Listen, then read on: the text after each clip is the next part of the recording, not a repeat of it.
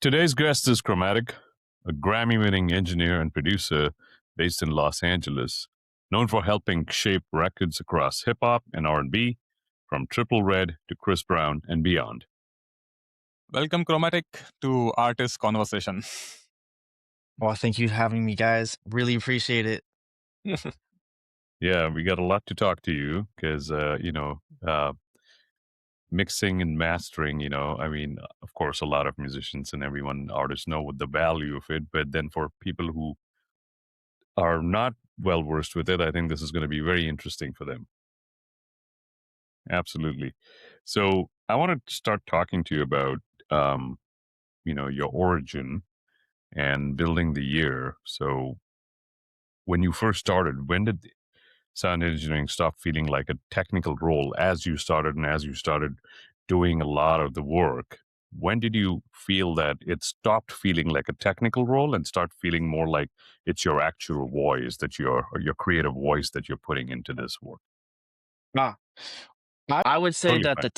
the technical role stopped feeling like mm, super. I would say just tedious in a way because technical roles can feel that way, and more of an art form when I Hmm. parlayed into more of the studio front. So my start in music or audio was in live sound.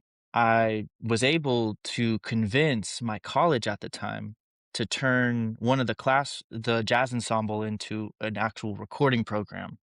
I started out in the jazz ensemble, and then in year 2, the second year, we had like 5 guitarists that were all better than me. So I was like, let's try and still utilize it being musical, but like let's bring in another like facet of audio, or how do we make this work? So that was kind of the stepping stones. And then as I left school, I went and lived with a band, and I was their Hmm. live technician for that stuff. So that kind of ranged into also guitar tech and just more of those types of services, signal chains, just getting everything going, good levels. And then as I garnered more trust from the band, I started to write with them. And because of my technical skills, I was able to still be an asset within the studio.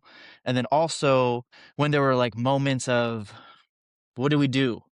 2-bar turnaround? Is it a lyric change? I was able to have trust because of my relationship to kind of help out with that. And then which evolved into fully writing songs and then going into more of a producer role, which was really just organic because I've always been a musician, but also have a deep love of the crafting the foundation of where music can start. Gotcha. That's interesting. And you said you started off in live sound, and you then came into the studio, like mixing and mastering and all that. Okay. Did that help the live sound versus, or at least kind of, I guess, how did it help, or did it help being in Yeah, live sound, being exposed to consoles and this and that and the other?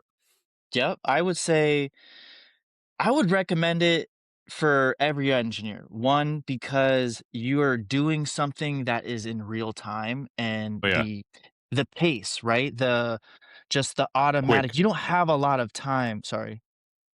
Yeah, Well, you said quick. I thought you said wait. No, yeah. you don't No, have no. a lot of time to, fix the issue. You're dealing with like an upset singer or wedges or monitors, just and also we don't always have the luxury to have such a nice 2-hour line check or anything like that. Usually it's all right, is it working? All right, next band type thing. And you're Yeah. meeting people for the first time, so you're having all of these micro experiences within an hour, and then boom, it's gone. And that's a really good crash course of what it's like to be in the studio. Seconds are hours in the studio. And so as soon Mm. as you can troubleshoot and get things going and still maintain that trust of the artist, because that's really the most important thing when they feel like, oh, this is an engineer versus, am I working with a year 3 engineer? Like then things get a little hairy. Interesting. Yeah, yeah. And I totally can see that live sound aspect of it. I do a little bit live sound here and there, although I'm not super. It's tiring. when you're doing sound for people, So I sometimes I'm hauling my own thing, and I'll hire like other people to help me out. But oh my god, it's tiring. But the you know the trickiest thing, or the most like what I think what you just mentioned is the most tedious thing I found is like, yeah, you have a singer who's not happy, or a guitar player who can't hear something on the wedge, or someone wants something else, or everyone wants different mixes, and sometimes they'll tell you stuff in the middle of the set.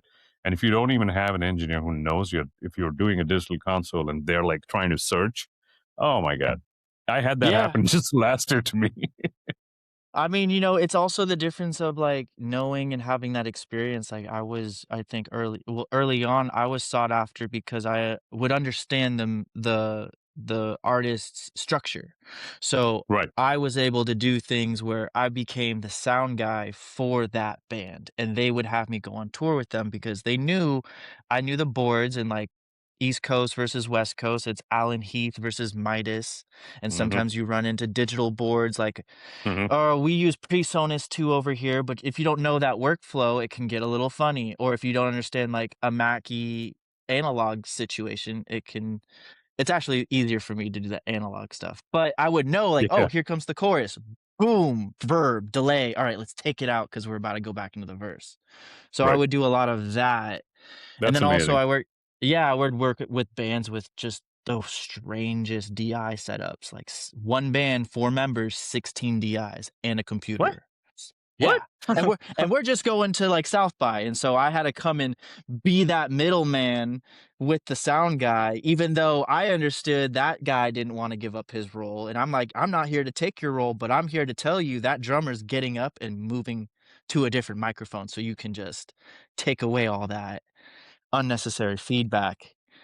So I was like more of a buffer, but sometimes it came in handy. Like one time we were at South by, and South by Uh-huh. gets crazy, and the Uh-huh. sound guy didn't show up. So thank God I was there because I ran sound for the 2 previous artists that then our artist came up. So You mean South by Southwest? Yeah, yeah, yeah. Okay. Interesting. 16D as well. That's a funny. lot. We brought a stand up piano to South by when we were 20. Like, oh my God, we're just 20. We're just kind of like going for it. No, no, this Yeah. live gigs scenes are really crazy. Like, but on when you're talking about the studio, like a lot of people hear a finished record, but never think about the person who is shaping this sonics behind it. So for Mhm. you, what first pulled you towards mixing and mastering as your lane?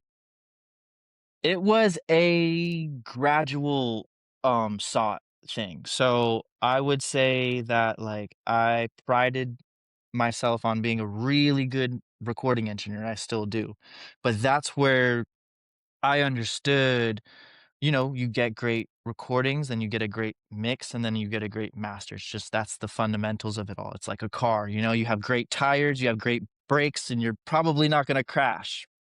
But um, I would say during my time at studios like Trippy Red Studio, I was just a recording engineer. But because of the scale and how fast we were going and the expectation, kids wanted to come out, like Trippy would always say, I needed to sound mixed and mastered by the time I get out of the booth. And, as an engineer who had been through apprenticeships at Ocean Way and studied under people that like understood the facets of you record it, you mix it, you master it. How do you explain that to an artist that you don't really know? And okay, cool, I'll do what I can. So that was our mentality is during those days of 2000, was it late 16 through 18, it was mixed and mastered. And yeah, we were part of that whole thing. So it was just like you had to find a way to get that use the effects and not cause too much latency. But yeah, it was a it was a demand. So you kinda had no choice. You just had to figure it out. And I'd say I wasn't great in the beginning, but I got great. I got good. And then people started dropping the demos, and they would do millions of streams on SoundCloud. And then they would come into the studio And this was, yeah, just the recording, They'd come back to the studio, be like, "Man, look at the thing. We're on World Star, da, da, da, all this stuff." And I'm like, "Oh, you could have." I would have taken a second listen, and we could have done something, but it was the vibe, and they were happy. Hmm. They were happy with So, it. so now I still carry that trait of making sure that when the artist leaves the studio, they have something droppable, like, if they really need it, because there's a lot of, like, anxious artists that need to drop something. I get it, I hear you. Here's something you can do, and now we're in TikTok era, and, Yeah. all the stuff that exports out of my computer, you can at least find a good enough clip, get it on TikTok. If it does something, let's come back to it. Yeah. Yeah, and that's true. It's such a change, right? People want that instant, they want to drop quickly, like you said. They want that instant recognition, feedback, what have you. And it's all these social media things that have changed the game a lot. I get it, and I hate to, be part of the forefront of that whole era of what that became and how that demand is, and I still believe in, how I explain to artists whenever they come into my studio. I'm always like, "Look, I'm gonna get you what I call an 80 percenter." That is basically the vocal mix in the recording session, because that's kind of how I work, is what my recording template is and how strong my computers are. That's the mix. That's, like, basically the vocal mix and some vocal production and stuff like that. That 80%, that little 20% in there, well, that's where we can talk about notes and if you have stems, and then the mastering process, because I definitely don't do the full mastering. I it's hard to, like, print through all of my mastering gear, especially if we're doing, like, 3 or 4 songs. So that has to be another day. Got it. Got it. Got it. That's cool. So, we want you just talked about a template, talking about the craft, your sound and your signature, and when I was reading some of your stuff, you'd mentioned that you'd help create the template behind Trippy Red Studio sound. So when you're building a sonic identity for an artist, what are you really listening for first? Because you mix so many people. So my mentality behind it is I want to hear you. I want the truest form of what your vocal has to offer, and then we can get creative. And a special person like Trippy is he's a projector. He is literally leaving it all out on the mat when he is singing and doing his artistry. Like, I Hmm. have to turn him, let's just say, for instance, a typical level for a 1073 preamp is 40. That's pretty good. 40 with the trim at Unity. That's a safe place to start. With Hmm. him, you have to knock it down to 30. He's just and he won't even really be up on the mic, and he'll have his space and do it, but he really does project. And so an artist like that, it's cool because you're giving me full of the sonic spectrum, the full data, and all of it, all the warmth, all of the grit, all of it at once, and how he gets there in an instant. It's the difference between like it's just he's an artist. He's a great artist. So that's what I look for, and that's what I try to bring out. I try to show the artist, this is your true sound, this is who you are, and then let's Hmm. get creative. Let's put, how much auto tune do you want? How much reverb do you want? I recorded Trippy in an untreated space with an 87, a U87 and an Apollo twin, Hmm. and it sounds just like everything else you've ever heard. Wow. And in an untreated space. Oh, completely, just like literally a closet. Not a closet, but like, how do I explain it? Like a second room with just, it looked like an office. Yeah. Wow. Yeah. Oh, and That is that. Rich the Kid was there too. So, and he's one of those too. He projects too, and those are very different artists. Different artists. Yeah. Yeah. Interesting. Very nice. Very nice. That's good. That's good to No, know, you have, though. yeah, like you have worked across a huge range of artists and styles. So when how do you know when a mix is technically strong versus when it actually feels alive? I mean, there is a difference between these two things, and many less mixing art engineers know about this. So what is your take on this part? I'm a feel guy, I always have, so technically right versus technically wrong, it's subjective. Huh? But I will say as I've gotten better with the mastering in the last few years, I definitely pay attention to spec and I go up against the references and what we're gauging for and just all of that. That is all within what I'm looking at and just overall feel. But when it comes to the mix and what's happening there, I would say it needs to be captured in the recording. That feel, that overall feel has to be there. And then when it comes to later in life, when we're cleaning up and we're deciding and subtracting and pulling back and adding, um, it's just one, does it hurt?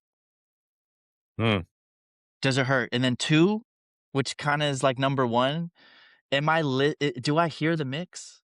If I can just enjoy the song and not mm, oh, like when you're working on you can't get past it, you're like, "Oh, that 2-bar turnaround, I heard a click or I heard a untimed vocal," or like things like that, and mm, and specifically in vocal mixing and also in the instrumental mix. So if I don't hear the mix, you know what I mean? If I'm not like hearing things that I'm like, "Oh, that could be better." And there's always stuff that can be better. I listen to records every day and I'm like, "Yeah, we could have probably tucked the vocal a little bit more." But the artist wanted it up 3 dB. That's fine. I'm not gonna argue with them, it's their music. their So music.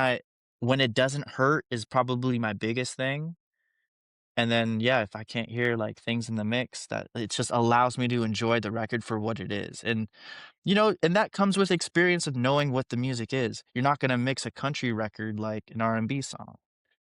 Gotcha. And when you say if it hurts or not, are you talking about like when you're listening to it over and over again, your fatigue? Are you talking about? Is it really? Are you talking about that? Is that what you're mentioning?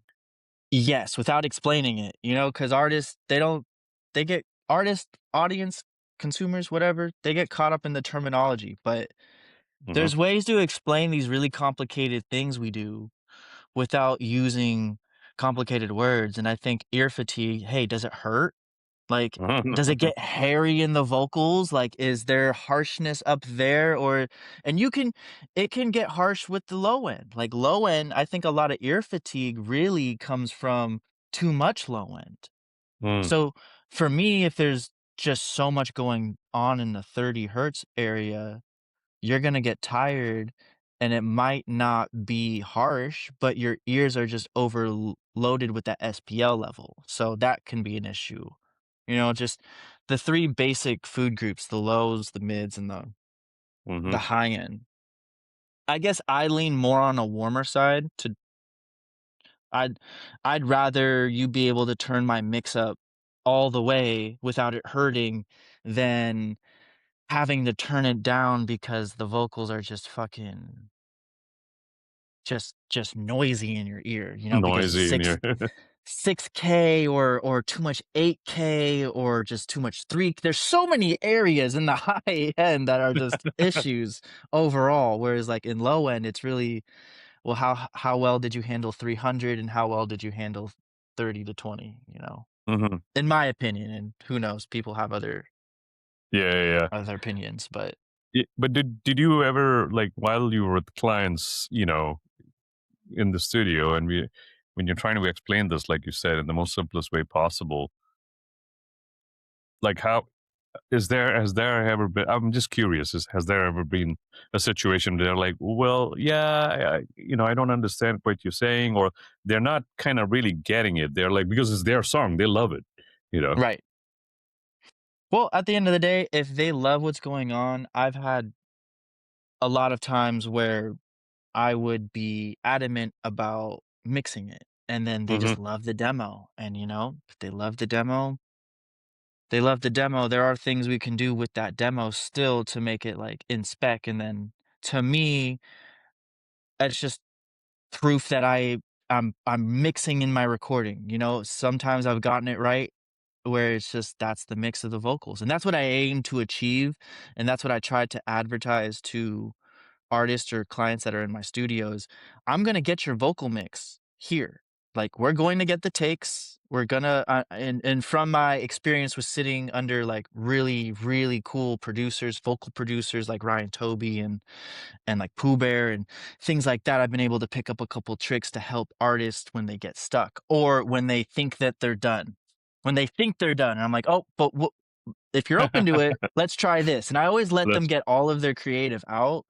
So I do a lot. Like the recording session is really you're paying for, if you're into it, a vocal producer. Now more of my other clients are just here to use my vocal chain because I put, like 15K into it. It's a yeah, great vocal chain. But other than that, people who understand, like the other people that I've worked with, they know that I can help them in other areas if they need it. So you get the really solid recordings, you get the vocal production, and then I'm mixing as I go.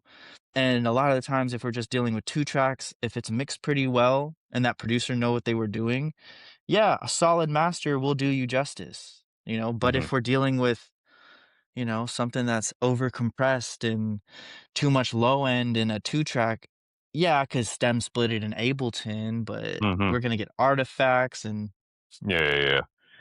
And stuff I'm like glad that. you.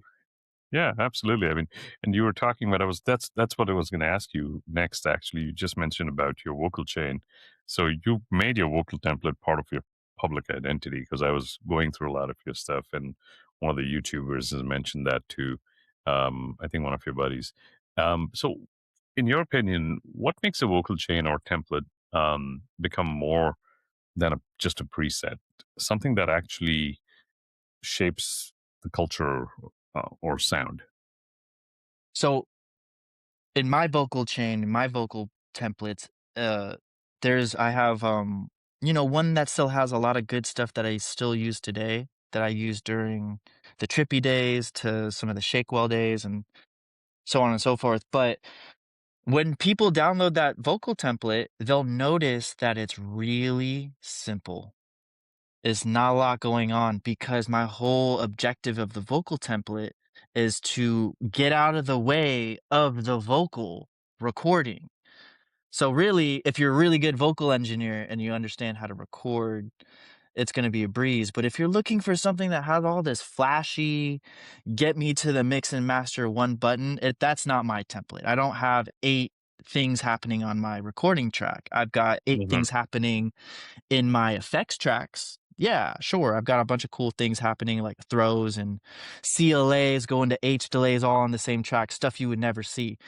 But Mhm, my vocal chain, I'm looking at it right now, in terms of the template, is just it's auto tune with a de-esser, a compressor, and mhm, an EQ.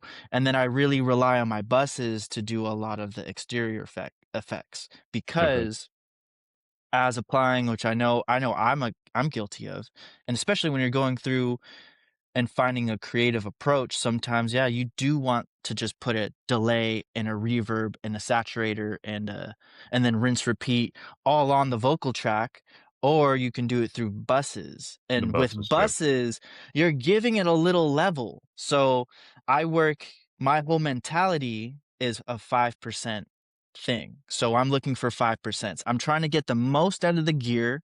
I'm trying to get Mhm, the most out of the artist.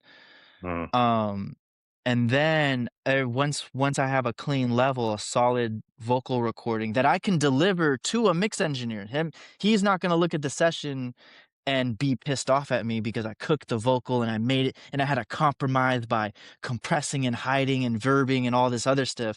No, when I'm recording, I'm anticipating like, hey, this artist might have a guy, so I'm going to record a solid vocal. It's not going to be maxed out. It's going to be clean mhm, enough to where, yeah, if that person wants to reamp through whatever they have, they have the option to. Now we're going through, an actual Neve and an actual CO1B over here, so there shouldn't be a need to reamp. But I do mhm, that just as a precursor. Now, when it comes to the vocal mix as we're recording, I'm reaching for, if I'm looking for width, a doubler. If I'm looking for, and that's on a bus.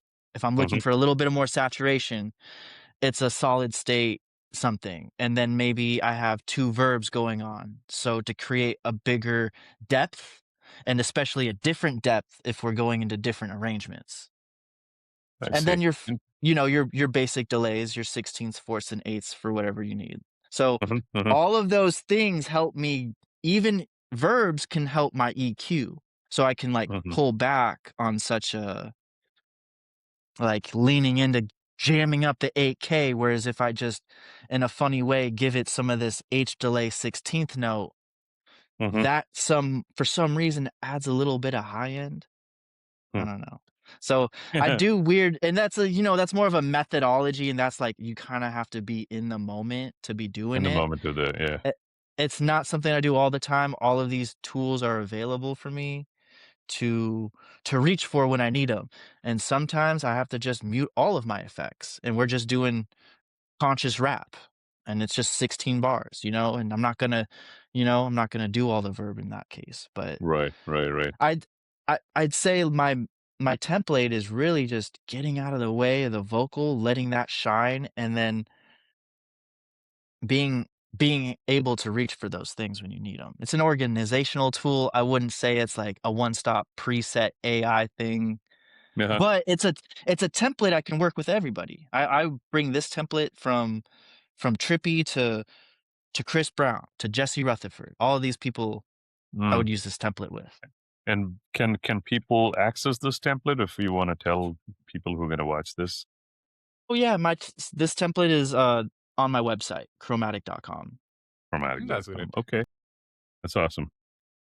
No, talking about the moving ahead and talking about the hustling in the industry and the momentum. You talked about 2020 being a year of intense output with Mhm. your work tied to artists like Wiz Khalifa, Ferg, Kode, and Chris Brown. So, what did that period teach you about pressure, stamina, and staying sharp?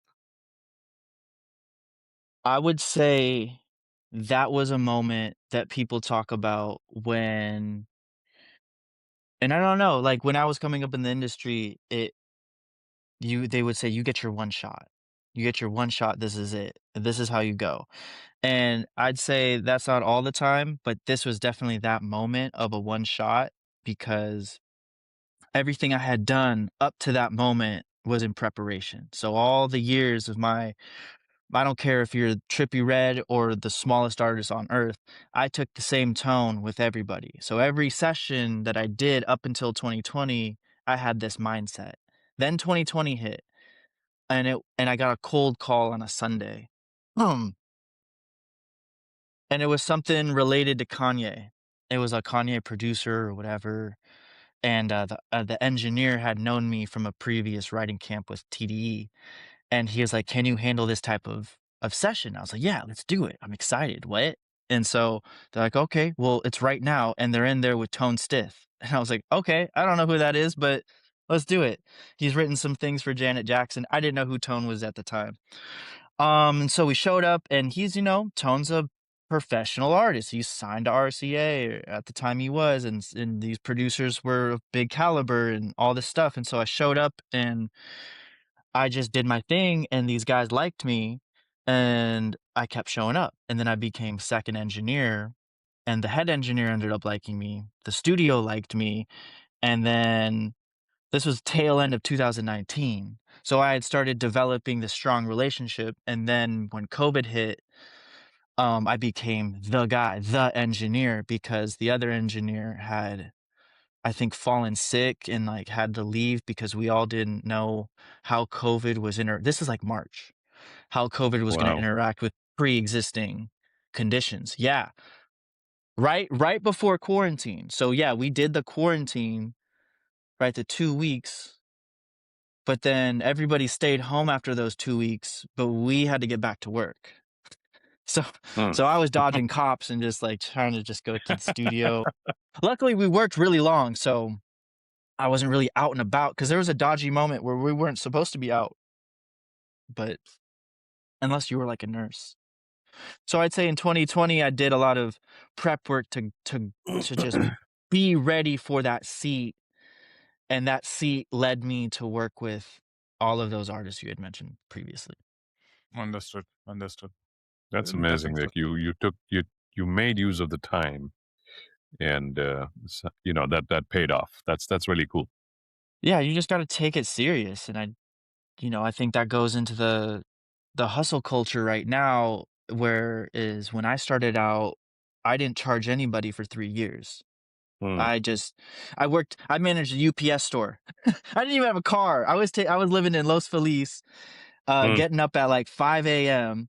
to walk a mile down to catch the 2 down Sunset to go work wow, at a Palisades, UPS store, and then Wow. wow, come back and at like what take another 2 hour back. So I did this for years, and that was how I wow. paid my life was through those day jobs. But those taught me that when I had moments in the studio to really make the most out of it, really garner and get and try to achieve and execute. And so that mentality just carried into where, okay, when I started to realize my worth, now I'm worth this, I can quit that.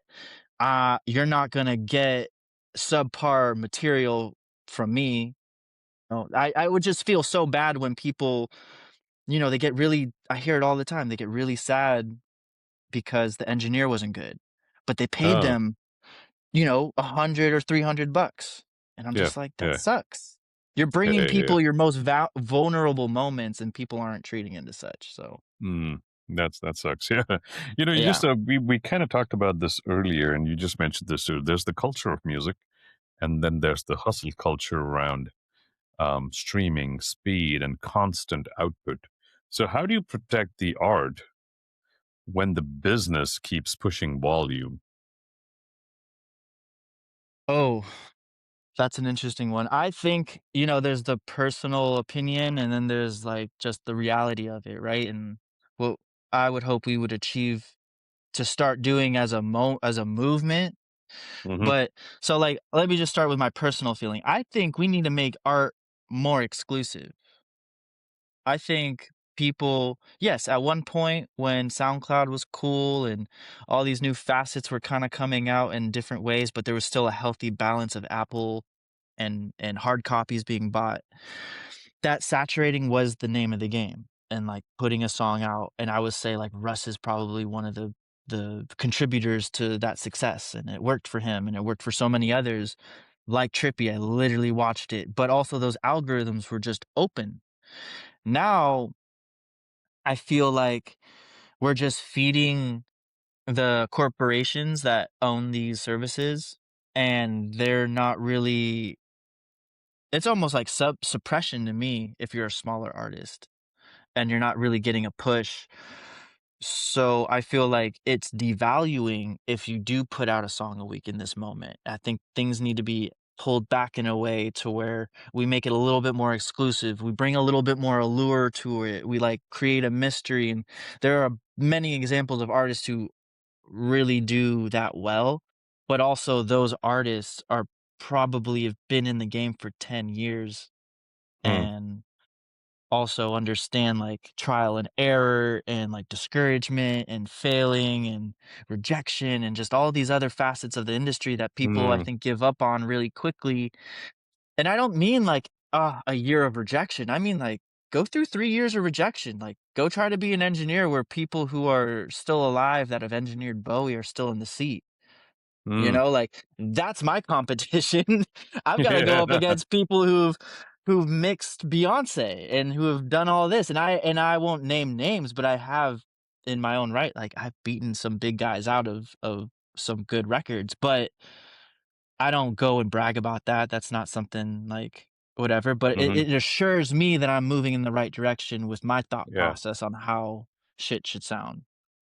But That is so awesome. yeah, back to the, like, I think, yeah, we do need to make music a little bit more exclusive, you know? Hmm. Understood, understood. No, Yeah. you talking about this all this big name. You earned your Grammy through your work with a Chris Brown. So, what did the recognition mean to you personally, and what didn't it change inside of you? It's a funny one because that record we had done in February of 2020. So, when it came out, in my head, again, like, I had done those records and they were put on a shelf, but I still kept my mode. I still kept my assurances and my, "Okay, it didn't come out, okay, cool." But we still kept moving in the right way, and then what was it? 1, 2, I think it missed 3 albums, so in 2024 of April, it did Hmm. come out on the 11/11 Deluxe with a slew of other songs, and 3 of those songs on that on the re-release, or I don't know what they really consider deluxes. It's a deluxe, with a slew of songs which Residuals was a part of. um, it helped push that album into contention of best R&B album. And along with it, which I will lead into, is part of what, I think I failed to mention in the previous topic, but I think artists should do a little bit more live. Chris Mm, Brown did that song live, and as soon as he started doing that song live, it almost gave a whole new breath to his abso album. That song, if you go look up performances, I believe that people came for the performance. He had the bust down microphone and he was floating through air. It was a classic ballad, and it was mm, everything that we thought when we were making it was gonna be. We were going so left with that record because it was a weird time. It was strange. It was COVID. Things were kinda shutting down. Music was in a weird place. Nobody was doing anything. right. Because it was right before the quarantine. So people were like, "We definitely know there's a crazy disease out, but our administration's not acknowledging it, and so we're just in insecurity." And so we were still working, and we were like, "We got this record." And, Black Tuxedo is the ones who produced it, so Black Tuxedo sent it over, and we're sitting there, and it's just like a 4 on the floor, just with these chords. Mhm, And the top line, the brother, I forget, who the singer, but one produces and the other one does the top line. So they sent it mhm, over. And I happened to have showed up that day going back to, like, not just being an engineer, but I've got a lot of cool gear. So I showed up with a guitar. I showed up with mhm, some synthesizers. Of course, I had my laptop that we were working on with my Apollo, and all of the Arturia and everything that I have within my realm like, because I also produce Ableton and stuff like that. mhm, So mhm. I'm listening to this record and I'm like, Prince. I don't know why, but this just screams Prince to me. And we're like, yeah, Prince. Okay, cool. So, we laid down four tracks of guitar and some like Moog synth things and like a crazy cool solo at the end. And we're just thinking Prince because, like, why not? It's an interesting track. So and also it was like nothing else that I believe like Chris had kind of done before. So I don't know. So we did that, and the producers really liked it. So we went back and forth on it. I think we ended up like wrapping the final little edits of the summer of that year, and then we sent it off, and then didn't hear anything. And I ended up leaving that studio and like losing contact with everyone, or like of um of that operation. But then, was it 4 years later, it comes out, and I'm like, I think I know that song. And of course, everything I have is on my archive. So I go through 2020. Yep, that's the song. I even have the emails, Black Tuxedo, and I'm like, damn, they didn't re-record anything. I think they re-recorded some of the vocals and they did a little arrangement. They did some cool different things with the arrangement, but all of the guitars and all of the Moog and all of the cool shit that we did was all in there, even down to the delays. I've always thought about doing a breakdown, because if you listen to the recording demo, and I mean just with the top line, because I believe Tizio actually, he helped do the re-recording of some things, but it's very similar. It's a very similar, like, so it was cool. It was cool to see that, like, a lot of the integrity of what I delivered stayed, and I was like, "Oh, that makes me feel good." They like that, that because you got so many managers, A&Rs, mixing Yeah, engineers, co-producers, writers. It's gotta go through every facet, and everybody wants to have their little say, which is rightful. Everyone's involved in putting their energy in, but I feel like that was a no-brainer track, and they kept it, and it did its thing, and yeah. that's amazing. That's That's that's great. What a moment for you. So nice, so nice. You know, Yeah, it was no, great, and 4 years later, I was like, "Yeah, I thought that was a good song." yeah, pat yourself on the back. That's good. Yeah. Yeah, that's good. You know, you're talking about the evolution and new formats. And I also want to talk to you about the future of where you think you belong most. But I do want to ask you this about you've been working in immersive sound, like I think the Lakeia, if I'm saying that right, Oh, yeah, Lakeia record, Lakia. Lakeia record. Mhm. So what excites you? It's kind of a two in one question. What excites you about immersive mixing, and how does it change the way you think about space and emotion in music? And also, it's a little well, a bigger, larger question, but also, what do you think the future of music will belong to most? Yeah, well, so I in a weird way, I think I've always been waiting for Atmos because I remember starting out in the studio because that's where I did my apprenticeships, and I would talk to some of the other engineers, and, I don't even know the terminology yet, I'm just saying things in the studio, I'm, like, 18 or 19. And I'm like, "Yeah, I really want to be able to control the details of the songs and make things crazy and just so much detail to your experience." And I feel like in that moment, my mind was thinking Atmos, but I couldn't really put it into play. And then when we found things like Stereo Imager and, like, a bunch of other cool, like the Broward plugin and, like, things that Mhm, really make 3Ds, I was like, "Oh, this is mhm, cool. This is cool." mhm, But then when Atmos came along and, Ali, through engineers had, given me a platform to come and be part of the accreditation process, and I really ought to understand what Atmos was and be in an Atmos room at United and hear, like, what it's like to be encompassed. I was like, "Oh, this is different. This is a full body experience." mm. Where, like, the headphone mixes are cool. They're called binaural. It's sort of like Right, right, right. the MP3 to wave type of thing. But when you're in an Atmos room and you're feeling it, it's a full body experience. It's different. So that Mhm, opened my mind up to whole, like, how's music going to be produced, And then you have there's always 2 different things, and I feel like people always miss the live aspect, like, this is gonna go in a live scenario, like, this is mm. gonna be interesting in an immersive concert, like, what is that like? That sound like, yeah. Or, like, being able to give an artist an Atmos mix because I've had a little time in TV and film studios where, we're working on a documentary or a Netflix show like, Chef's Table. And we get, the score is usually stemmed out and given to us in a way, but the synced music, the thing that you get like from the artist, those are just stereo tracks. And so sitting there, I was always wondering, well, how does this stuff work if it's a stereo, but when we go to a movie, it's a 5.1? But the Mhm, stereo is a 2.0. So when I would sit there with the guy who's mixing all the stuff, he's like, we just duck at 6 dBs. And I'm just like, mm. "Wait, what? That seems so cheap. Like, I feel like you should request." And he's like, "No, no, no, we don't have time. They don't have the budget. We duck at 6 dBs and we keep it moving." I'm like, "Okay."